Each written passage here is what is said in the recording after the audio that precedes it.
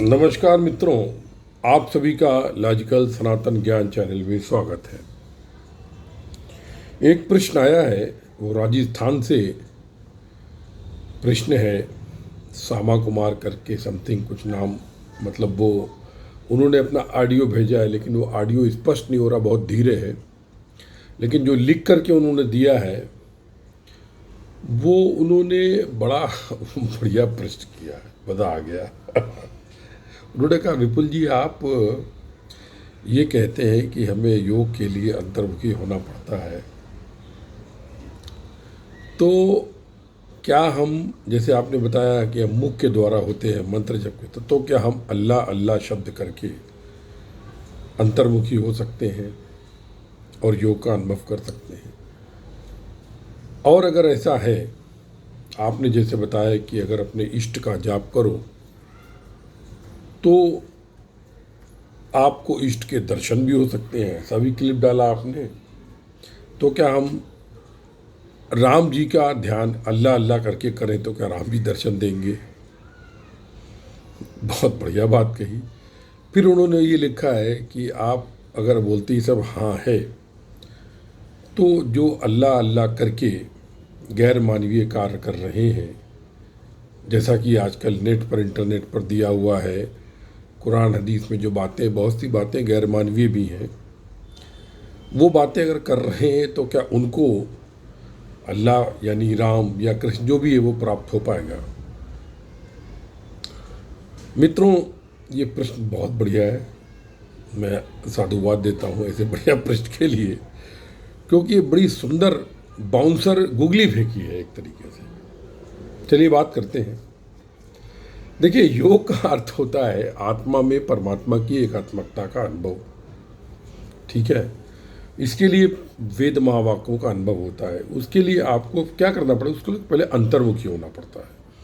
अंतर्मुखी आप जिन से ऊर्जा जिन अंगों से निकल रही, उन्हीं के द्वारा अंतर्मुखी हो सकते हैं। मुख से जो है मंत्र जप, और मंत्र जप कलयुग में सर्वश्रेष्ठ बताया गया है। इसके बारे में कई क्लिप हमारे पड़े हुए हैं।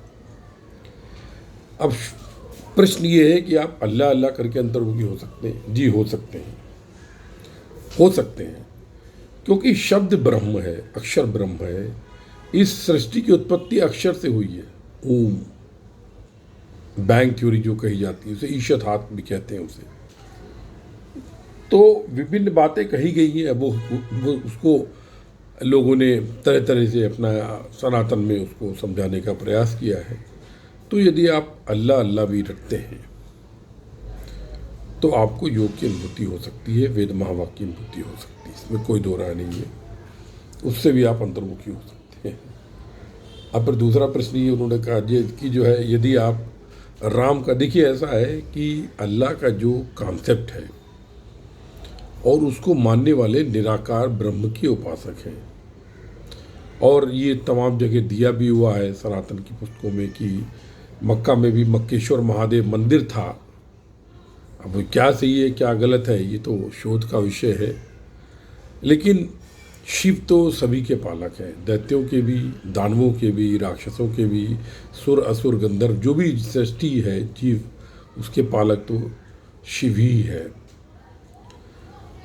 तो अगर आप अल्लाह अल्लाह का जाप राम की फोटो पर त्राटक करके करते हैं, मतलब आप राम की फोटो रखें और राम को अल्लाह बोलें और फिर आप उसको करें, तो इसमें समय कुछ लग सकता है, क्योंकि वो जो विशेष फोटो राम की है वो राम के नाम से प्रचलित हो चुकी है। तो और वो राम के नाम से दर्शन दे करके उसने एक तरह से अपने को स्थापन भी कर लिया है। तो अगर आप राम के फोटो के सामने अल्लाह अल्लाह बोलेंगे तो हो सकते हैं दर्शन राम के, कोई बड़ी बात नहीं, लेकिन आपको ये मन से मानना पड़ेगा कि राम अल्लाह है। आप मंत्र जप करें द्वैत भाव से, आपको दर्शन हो सकते हैं। तीसरा आपने कहा कि ये जो करते हैं नाम लेकर के सब गलत सलत, बहुत सी गैर मानवीय बातें भी होती हैं, जैसे किसी को तड़पा के मारना, उसको पुण्य माना जाता है। जितना अधिक तड़पाओगे उतना अधिक अल्लाह कुछ होगा। तो देखिए, यहाँ पर हम बात बता दें आपको, एक होता है कर्म, एक होता है मर्म। मर्म ये है कि ईश्वर एक ही है, वही साकार है, वही निराकार है, वही द्वैत है, वही अद्वैत है। और अंतिम रूप उसका निराकार है। ठीक है, तो आप उसकी जब उपासना करते हैं तो आप ज्ञान प्राप्त कर सकते हैं, योग का अनुभव कर सकते हैं, आपको दर्शनाभूति हो सकती है, सब कुछ हो सकता है। लेकिन यदि आप वो नाम लेकर के मानव विरोधी काम कर रहे हैं, जैसे किसी की हत्या कर रहे हैं, बलात्कार कर रहे हैं, और दूसरे धर्म की औरतों के साथ जैसा कि बोला गया जायज़ है, तो यहाँ पर आप समझिए कि ये जायज़ तब तक है जब तक शरीर है। शरीर में तुम अगर है तुम्हारे पास तो तुम्हारे लिए जायज़ नाजायज़ है, यानी 5 तत्वों से बना शरीर। लेकिन जब तुम सूक्ष्म शरीर में, कारण शरीर में चले गए तो कुछ भी जायज़ नाजायज़ नहीं रहता, क्योंकि तुम कर्म ही नहीं कर सकते हो। और जब इस शरीर में तुम कर्म कर रहे हो तो किसी एक व्यक्ति ने बोल दिया ये जायज़ नाजायज़ है, ये तुम्हारी ही श्रद्धा है, लेकिन उसके कहने से गलत सही नहीं हो जाता। ये कहने से कि सूर्य के चारों ओर पृथ्वी चक्कर लगाती है या पृथ्वी के चारों ओर सूर्य चक्कर लगाता है, ये सही नहीं हो जाएगा। ये तो विज्ञान ही सिद्ध करेगा कि सूर्य के चारों ओर पृथ्वी चक्कर लगाती है। बहुत से सब, जैसे कि एक धार्मिक ग्रंथ में बोला गया पृथ्वी के चारों ओर चक्कर लगाता है, और उसके लिए कोपरनिकस ही था, जाने गैलील किसको था, उसको फांसी पर चढ़ा दिया गया, अरिस्टाटिल को। अरिस्टाटिल ने ये कहा था कि बाइबल में लिखा हुआ पृथ्वी के चारों ओर सूर्य चक्कर लगाता है। उसने कहा नहीं, ये गलत है, ये पृथ्वी सूर्य की ओर चक्कर लगाती है। तो बोला तुम बाइबल विरोधी हो, इस निंदा में सजाए मौत। उसको मार दिया गया, सुकरात को प्याला दे के मार दिया गया, क्योंकि उसने रिफॉर्म्स की बात की, विज्ञान की बात की। तो ये तो तुम्हारे मानने पर है कि तुमने समाज को चलाने के लिए जो जगत दिख रहा है उसके लिए क्या मान्यताएं बनाई हुई हैं, उनके हिसाब से तुम सही गलत कर सकते हो। लेकिन जो गलत है वो गलत ही रहेगा। तुम यदि किसी जीव की हत्या कर रहे हो, भले ही राम के नाम पे, किसी के नाम पे कुर्बानी कर रहे हो, कुछ भी कर रहे हो XYZ, अगर तुम हत्या कर रहे हो और उसको जीव को कष्ट हो रहा है तो तुम पाप के भागीदार हो। कहने के लिए तुम भले ही सोच लो कि अब एक व्यक्ति ने तुमसे कुछ कहा, अब वो कितना सही है क्या गलत है, इसके ऊपर तर्क का विषय मैं नहीं जाना चाहता हूँ। लेकिन सवाल ये है कि वो हो सकता गलत कहा हो उसने, हो सकता सही कहा हो, ये तुम्हारे मानने पर है। मानो तो गंगा माहू, ना मानो तो बहता पानी। जैसे कि एक छोटा सा उदाहरण मैं देना चाहता हूँ। आप अपनी माँ पर बहुत यकीन करते हैं, माँ को भगवान मानते हैं, माँ से तर्क नहीं करते बाप कौन है। अचानक आप माँ के भक्त हैं, आपको अचानक 15-20 साल का प्रमाण पड़ता है कि ये माँ जिस बाप को बाप कह रही है वो मेरा बाप नहीं है। आपकी सारी आस्थाएं छीण हो जाएंगी, सारी छीण हो जाएंगी। अरे जिसको बाप माना, तो आप क्या करेंगे फिर? आप एक ही हैं, लेकिन आपके भाव बदल गए, और जो बदल गया वो सत्य नहीं है। सत्य ये है कि आप एक इंसान है, एक मानव है, बस एक जीव है, आत्मा है, ये सत्य है। और सत्य को सनातन ने बहुत अच्छी तरीके से परिभाषित किया है, उस डीप में नहीं जाऊंगा मैं। तो आप ये जो करके आप अगर भगवान का नाम लेके गलत काम कर रहे हैं तो आपको दंड तो भोगना ही पड़ेगा। मृत्यु के पश्चात आपको स्वर्ग नहीं मिलेगा, आप भूल जाइए, जन्नत मिलेगी आपको नरक ही मिलेगा, इसमें कोई सवाल नहीं होता है।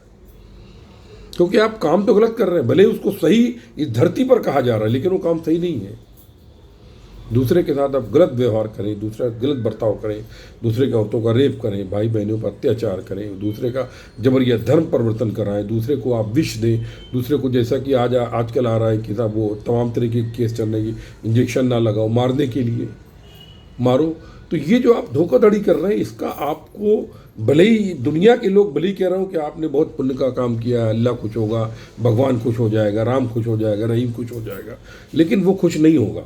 आपने जो दुष्कर्म किया उसका पाप तो आपको भोगना ही पड़ेगा।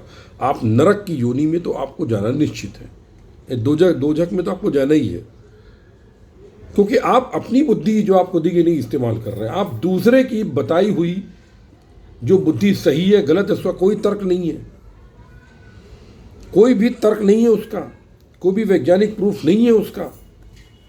वैज्ञानिक प्रूफ ये है कि जिसको आप मार रहे हैं टार्चर करके वो तकलीफ में है, तो आप उसको अगर हत्या कर रहे हैं तो आप निंदा की मतलब तो आपको भले ही ईश्वर के दर्शन हो जाएंगे, आपको वो सब कुछ हो जाएगा, लेकिन आप मृत्यु के पश्चात आप पाप के भागीदार हैं, क्योंकि कर्म फल आपका पीछा नहीं छोड़ेगा और वो आपको जो नरक के द्वार नरक तो आपको मिलना निश्चित है, ये आप मान कर चलिए। चलिए इन्हीं शब्दों के साथ जय गुरुदेव, जय महाकाली। आप सभी के हृदय में उपस्थित परम ब्रह्म को नमस्कार करता हूँ। सर्वस्य ब्रह्म सर्वत्र ब्रह्म।